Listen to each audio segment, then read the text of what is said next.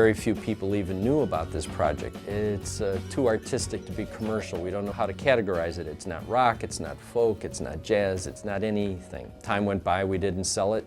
I put all that away and thought that was the end of it. When I was in college, I was playing with a rock band that was definitely based on a whole R&B and sort of Chicago blues thing called Rhythm's Children. Then we changed the name to Mountain Bus. And after a while, that just became kind of, you know, music that I wasn't that interested in. I wanted to write my own stuff, so I left that band and started playing as a soloist.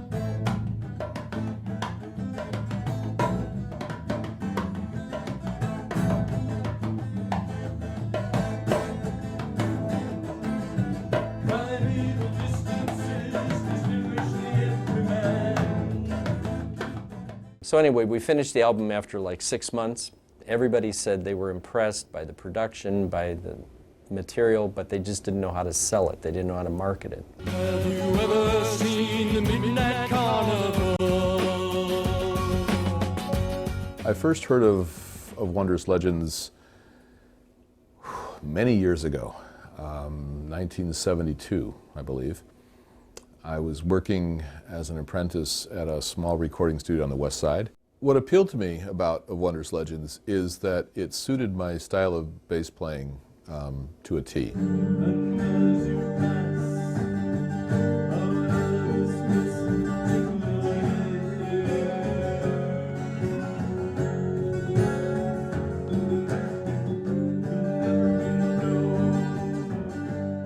Stephen called me quite a while ago, over 30 years ago, and we had some mutual friends, and he asked me to play with his group, and it was a different kind of music than I had been playing.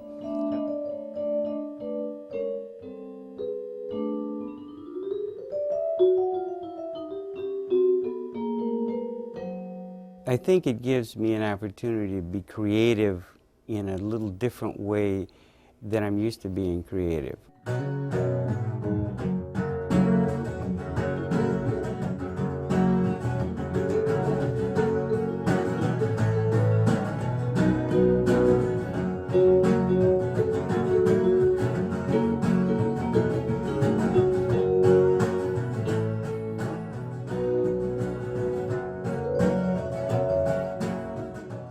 Dawson Prater is the president and owner of Locust Records, and he out of the blue one day called me and said, "Are you Stephen Titra?" I said, "Yes." He said, "Are you a musician?" I said, "Sometimes." He said, "Did you do a recording called of Wondrous Legends?" And I said, "Oh my gosh, yeah, a long time ago." And he said, "Well, I have a copy of it that I found in a resale shop, and I'd like to talk to you about perhaps releasing it."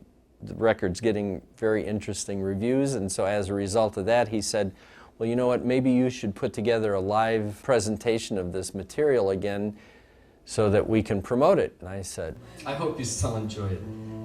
This is a song called Be Alive."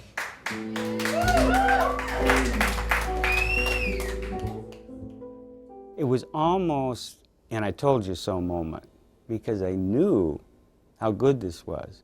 And when he called me, I thought, well, now we'll be able maybe to get out and prove how good this is and maybe reach an audience with this wonderful music.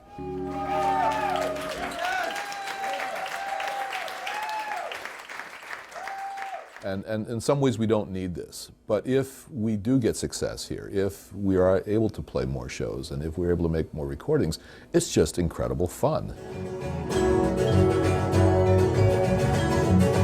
Have you ever seen the Midnight Carnival?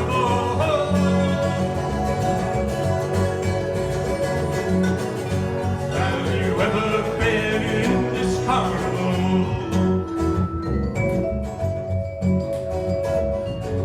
There are magicians casting evil spells. As an artist, I think artwork is never completed until you share it with somebody else. You are afraid and you want to leave,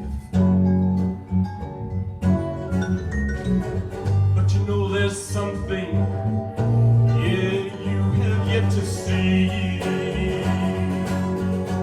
future of Wondrous Legends is unknown, but I would like to share the music with as many people as possible, and we have no idea and expectations about where it's going to go, but I'd like to push it as far as fate will let us.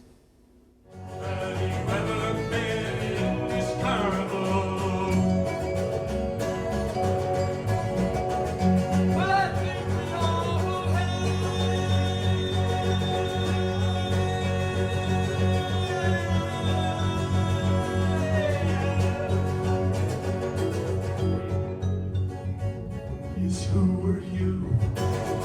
Yes, who were you? Yes, who were you? Yes, who were you? Consider the prophets of the East. Consider the prophets of the West. Consider them all together, children. Consider the